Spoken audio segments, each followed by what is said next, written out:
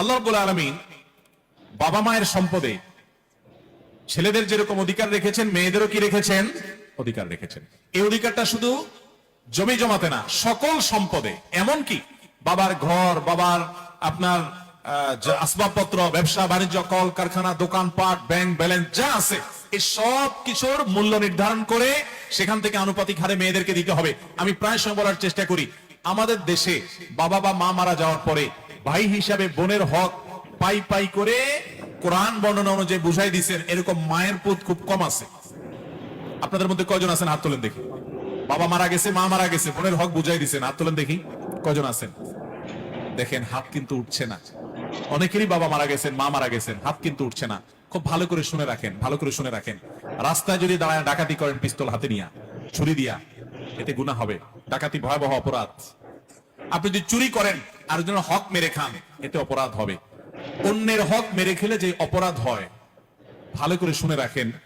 বাবা মায়ের সম্পদ থেকে বোনকে যেভাবেই হোক বঞ্চিত করছেন, হক দেন নাই, অপরাধ তার চাইতে বেশি হবে।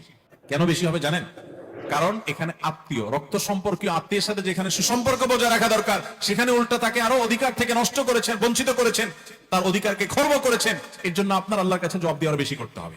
এই দেশে ল্যান্ডের মালিকানা দেখবেন মেয়েদের নাম খুঁজে পাবেন না। আপনি কয়টা জমিতে মেয়েদের নাম পাবেন? দলিলে দেখবেন সব ছেলেদের নাম। ব্যাপারটা কি? ব্যাপার হলো ভাইরা বোনদের হক মেরে খাওয়ার জন্য জাল হাদিস বানাইছে। বলে যে বাবার বাড়ির সম্পত্তি মেয়েরা নিলে তাদের এটা সয় না। শুনছেন আপনারা জাল হাদিস? বাবার বাড়ির সম্পদ খেয়ে ছেলে বড়লোক হয়ে যেতে পারবে, কিন্তু বোনকে দিবে না। এই 2 নম্বরে আমরা অনেকে করি কি করি না? অনেকে আবার এইটা করে না, একটা কৌশল করে। কৌশলটা আমি বলি। কৌশলটা হলো, ধরেন বাবা মারা গেছে, মা মারা গেছে, বোনদেরকে ডাকে ভাইরা। এটার নাম আমি দিছি বাটপার ভাই। এই বাটপার ভাইরা ডেকে বলে, এখন বোন দেখো, বাবা তো যা রেখে গেছে দেখছো, বাবার জন্য অনেক পয়সা করে আমি খরচ করা লাগছে, অসুখ বিসুখ ছিল, আর তোমাদেরকে তো বিয়ে শাদী দিছি, সামনেও দেখাশোনা করা লাগবে, বোন বাগিনা আসো। এখন তোমাদের তো এখানে কোরআন হাদিস অনুযায়ী আপনার হক আছে। মৌলভী সাহেব বলছে যেটা দিতে হবে, আল্লাহ কোরআনে বলছেন ফারিদাতুম মিনাল্লাহ, আল্লাহ নির্ধারণ, এটা দিতে হবে। এখন তোমরা কি বলো? এমন ভাবে উপস্থাপন করে বোনরা চিন্তা করে বাবার বাড়ি বিটায় উঠে দাঁড়াইতে হবে, এসে পা রাখতে হবে, এখানে একটু বেড়াইতে আসতে হবে, এখানে নারী পোতা আছে, বাবা মার স্মৃতি আছে, আসতেই হবে। যদি ভাগে নিয়ে যাই, ভাই ভাবি তো আর তাকায় কথা বলবে না, তো দরকার হলেও বলে থাক ভাই, দেওয়া লাগবে না, আমরা খুশি। এই 2 নম্বরই করা হয় কি হয় না?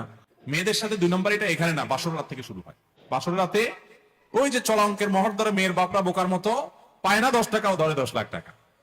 তো ছেলেও কম বাট পান না, বাসর ঘরে যায় বউরে বলে দেখো মহর তো 10 লাখ ধরছে, আল্লাহ রহমতে কয়দিন পরে ইটালি চলে যাব, কত 10 লাখ আসবে, সবই তো তোমার, এখন তুমি অনুমতি না দিলে তো আমি সামনে আগাইতে পারি না, তুমি কি বলো? এবার মেয়েরাও বোকা, সহজ সরল আমাদের দেশে, বলেছে আরে বলেন কি, টাকা দিয়ে আমি কি করবো, এসব লাগবে না, সে মাফ করে দেয়, ব্যাস ছেলে পার পায়ে গেল আর কি। এই বাটপারি মেয়েদের সাথে ওই বাসর রাত থেকে শুরু হয়, বাবা মার সম্পদ পর্যন্ত ফুফু হয়ে গেছে। কয়জন মায়ের পুত আছেন বলতে পারবেন আমার দাদা সম্পদ দেয় নাই, বঞ্চিত করছে, চাচারা দেয় নাই, বাপেরা দেয় নাই, আমি ভাতিজা হিসাবে ফুফুদেরকে ডেকে হক বুঝাই দিছি। এরকম আছেন মায়ের পুত? খুব একটা নাই এ দেশে। ভাইরা আমার, নামাজ পড়তে পড়তে কপালে দাগ ফেলানো এটা সহজ, রোজা রাখতে রাখতে পেটকে ক্ষুধার্ত করে ফেলা এবং পিঠের সাথে লাগাই ফেলা সহজ।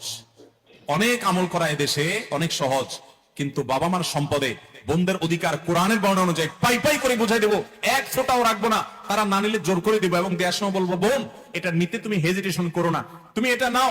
বাবার সম্পদে তোমার ভাগ নেওয়ার মানে এই না যে তোমার সাথে আমার সম্পর্ক শেষ হয়ে গেল। ভাই বোন, ভাই বোন রক্তের সম্পর্ক চিরকাল থাকবে। এই ভিটা তোমার, চিরকাল আসবা, বাবা মার স্মৃতি, এখানে তুমি সারা জীবন আসবা, আমি তোমার বাড়িতে যাব।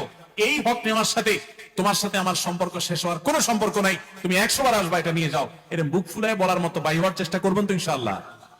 মনে রাখবেন, অন্যের হক মেরে মানুষ কখনো পয়সাওয়ালা হয় না ভাই, এই জমিন রেখে চলে যেতে হবে। হাদিসে আসছে নবী সাল্লাল্লাহু আলাইহি ওয়াসাল্লাম বলেছেন, 1 বিঘত জমি যদি আপনি মেরে দেন, 7 তবক জমিনকে আল্লাহ তাআলা আপনার গলায় ঝুলিয়ে দিবে, কত খাইতে পারিস খা, আযাব হবে। দুনিয়া থেকে নিতে পারবেন না কাপনে কাপড় ছাড়া কিছু, সব রেখে যেতে হবে। কাপনে কাপড়ের পকেট নাই, কাপনের কাপড়ের পকেট নাই, কিছু নিয়ে যেতে পারবেন না, সব রেখে যেতে হবে। কার জন্য তাহলে 2 নম্বরই করবেন? কিয়ামতের ময়দানে এই বোন আল্লাহর কাঠ গড়ায় আপনাকে আসামি করে দাঁড় করিয়ে আপনার বিরুদ্ধে বিচার চাইবে এবং বিচার করবেন আল্লাহ তাআলা। তো সেদিন দিতে পারবেন না, আমল দিয়ে দিতে হবে। তার আগে দুনিয়াতে বোনদের হক দেব তো ইনশাআল্লাহ। বোনদের হক শুধুমাত্র বাবার জমিনে থাকে না। অনেক ছেলেরা আছে বাংলাদেশের 99% মানুষ বলতে পারি আমি প্রায়, যে বাবার হক দেয় যারা, তারা ওই মাঠের জমি জমাতে কিছু লামসাম ভাগ দিয়ে দেয়, থোক কিছু দিয়ে দেয়, ঘর বিটাতে দেয় না। বলো যে এটা ছেলেদের। সবগুলার মূল্য বের করে তাদেরকে সেই মূল্য আনুপাতিক হারে তাদের প্রাপ্য বুঝাই দিতে হবে। দেব তো সবাই ইনশাআল্লাহ? আল্লাহ আমাদের তৌফিক দান করুন।